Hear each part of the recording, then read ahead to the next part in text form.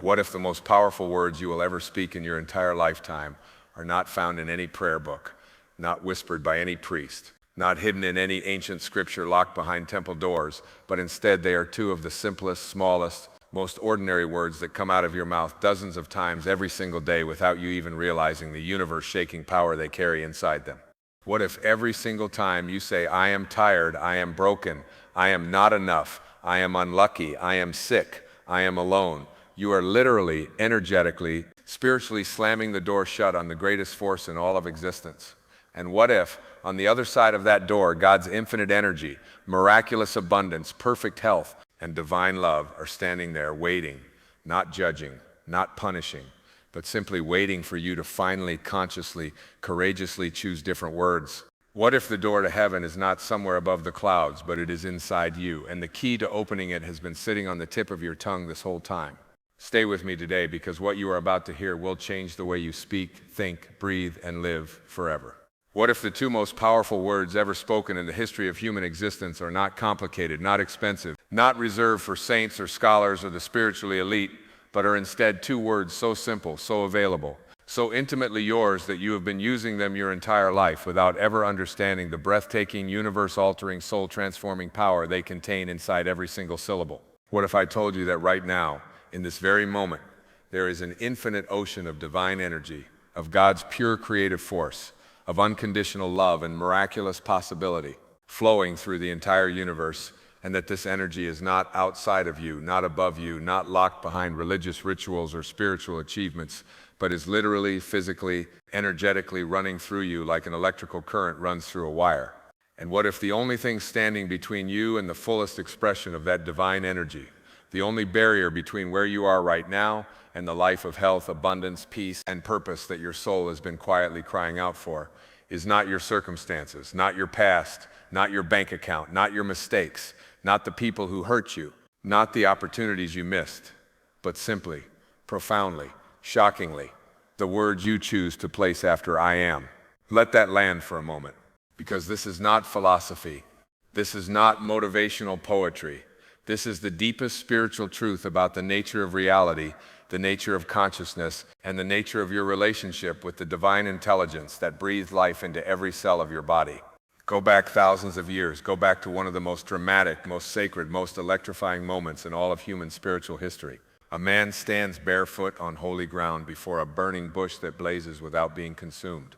The fire speaks, and Moses, trembling with both terror and wonder, asks the most important question a human being has ever asked of God. He says, "Who are you? When the people ask me who sent me, what shall I tell them?" And God, the infinite, the eternal, the all-knowing, the all-present force that holds galaxies in its palm, does not say, "I am the Almighty," does not say, "I am the Punisher," does not say, "I am the Judge." God simply says four words that have echoed through eternity ever since: "I am that I am." Now stop. Really stop and feel the magnitude of what just happened in that answer. God did not give a name. God gave a state of being. God revealed the divine nature not through title or position, but through pure, infinite, unlimited existence itself. I am that I am, meaning I am everything. I am all possibilities. I am completeness itself. I am the source from which all things flow. And here is where it gets shocking. Here is where your breath should catch in your throat. Because that same I am that God used to identify the infinite divine presence of the entire universe is the exact same I am sitting inside your mouth right now. It is the exact same I am you used this morning when you woke up and told yourself how you were feeling, what kind of day it would be, what you believed about yourself and your life. You share the name of God. Let that truth explode inside your consciousness for a moment. When you say I am, you are invoking the most sacred name in existence.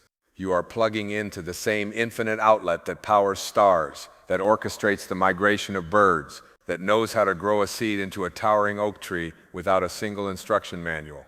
That power, that same breathtaking, incomprehensible, miraculous power, is what you are calling upon every single time those two words leave your lips. But here is the tragedy.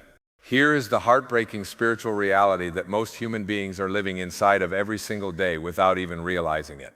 Most people have turned their I am into a weapon they use against themselves. They wake up in the morning, and before they have even had their first cup of coffee, before the sun has fully risen, before the day has given them a single reason to feel defeated, they begin the ritual of self-destruction through language. I am so tired. I am not a morning person. I am always stressed. I am never going to get ahead. I am just not lucky. I am not smart enough, not attractive enough, not disciplined enough, not worthy enough. I am sick. I am anxious. I am broken. And with every single one of those statements, they are not just expressing a feeling. They are making a declaration to the universe. They are signing a spiritual contract. They are telling the infinite creative intelligence of God exactly what to manufacture and deliver into their experience. Because here is how consciousness works. Here is how the divine creative process actually operates. The universe, God's energy, does not judge your I am statements. It does not evaluate them, debate them, or filter them. It simply says yes. It simply agrees. It simply gets to work creating the reality that matches the identity you have declared. The universe is the most obedient, the most loyal, the most efficient creative force that has ever existed, and it takes every single I am as a direct order from the commander of your own life. So when you say I am sick, the universe does not argue. It does not say, are you sure? Maybe you are actually healthy. It says yes, and it begins arranging the biological, energetic, and circumstantial evidence to confirm that declaration. When you say I am broke, the universe does not offer you a financial planning seminar. It says yes, and it begins attracting circumstances, closing doors, and creating energetic blocks that perfectly match the identity of someone who is broke. When you say I am unloved, the universe does not send you a greeting card. It says yes, and it begins filtering your perception so that you only see the evidence that confirms your loneliness and miss every single piece of evidence that contradicts it. This is not punishment. This is not cruelty. This is simply the law, the same law that makes gravity work, that makes seeds grow, that makes the tides respond to the moon. The creative law of the universe responds to the dominant vibration of your consciousness. And your I am statements are the most powerful, the most direct, the most immediate broadcasters of that vibration. Now here is where everything changes. Here is the moment of liberation. Here is the door swinging open.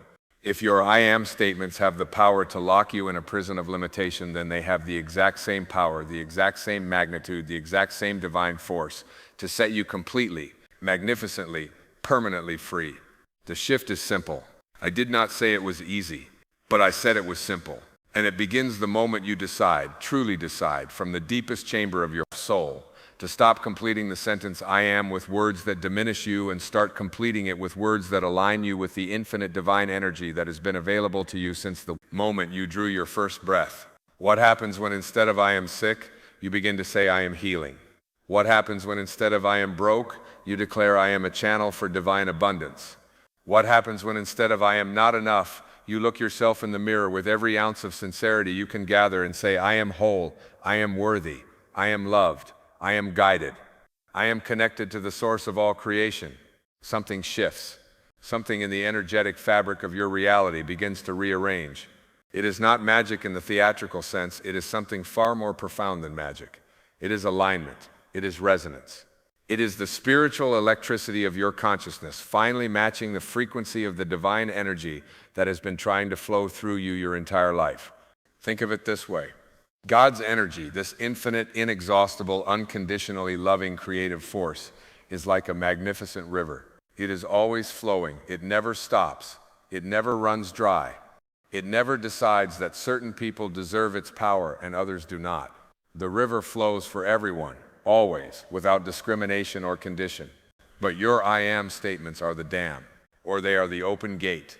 Every limiting I am adds another brick to the dam, blocking the flow, cutting you off from the very energy that could heal your body, transform your relationships, ignite your purpose, and fill your life with a joy so deep it makes ordinary happiness look like a shallow puddle next to the Pacific Ocean. And every expansive, divine, aligned I am removes a brick from that dam until the river breaks through and floods your life with everything that God's energy has always been trying to deliver to you. Now, some of you are sitting there thinking, but this feels dishonest. I actually am tired. I actually am struggling. I actually am feeling this pain. And I want to address that with complete compassion and complete honesty.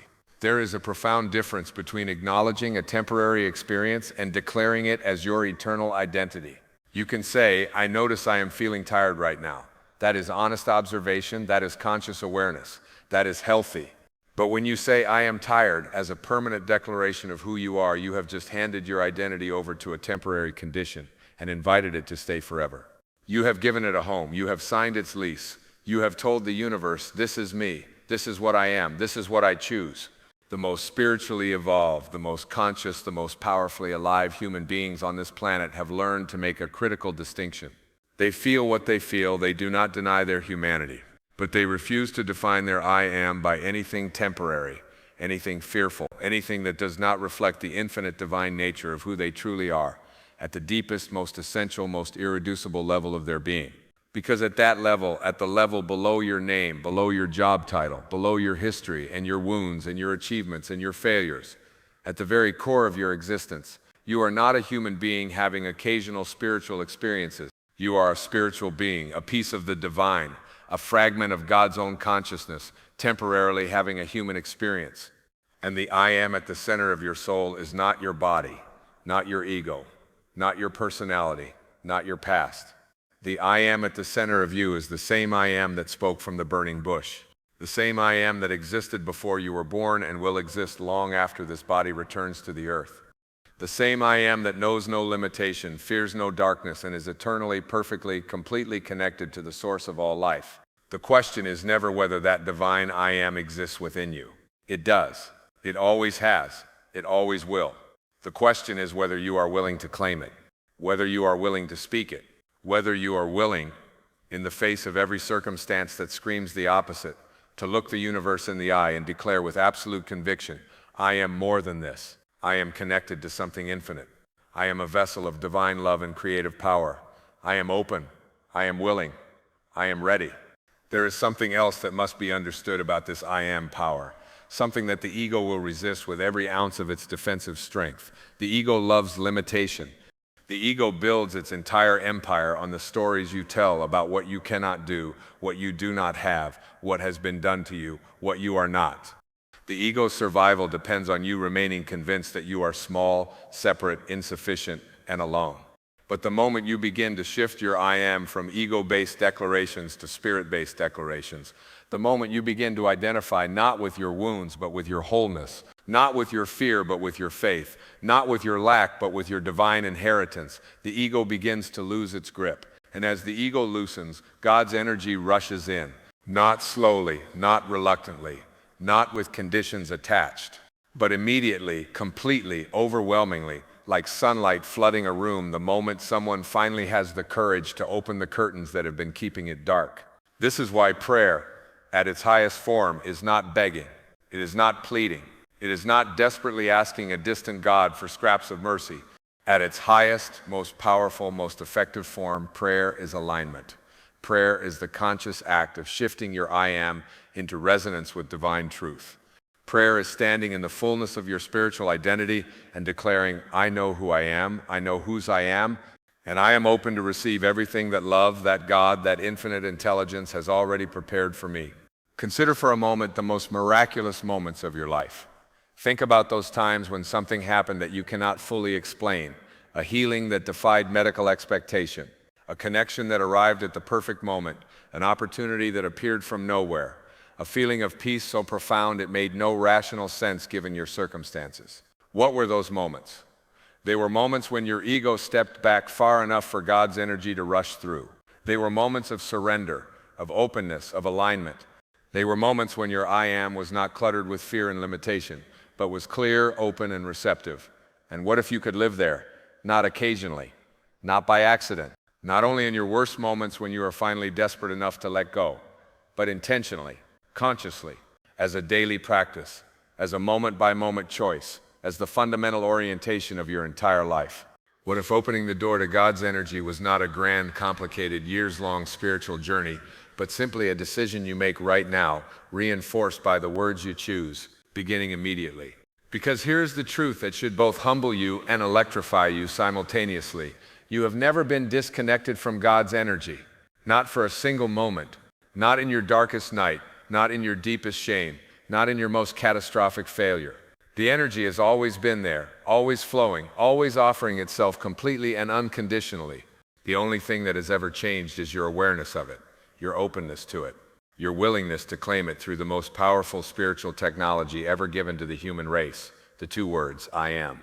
So today, not tomorrow, not when things get better, not when you feel more deserving, not when you have figured everything out. Today, you make a new declaration. You take back the sacred power of your I am.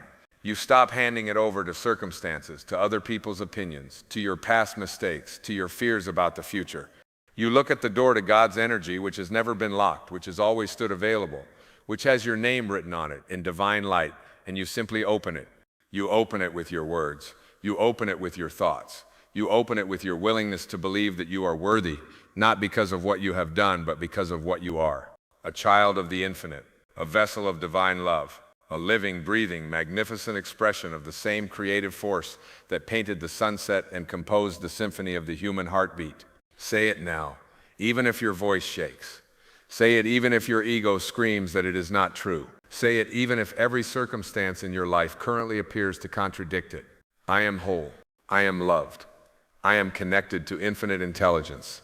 I am a channel for God's grace. I am worthy of every miracle this universe has to offer. I am open. I am ready. I am here. Feel the shift. Feel the door opening. Feel the river of divine energy begin to move through you because it has been waiting.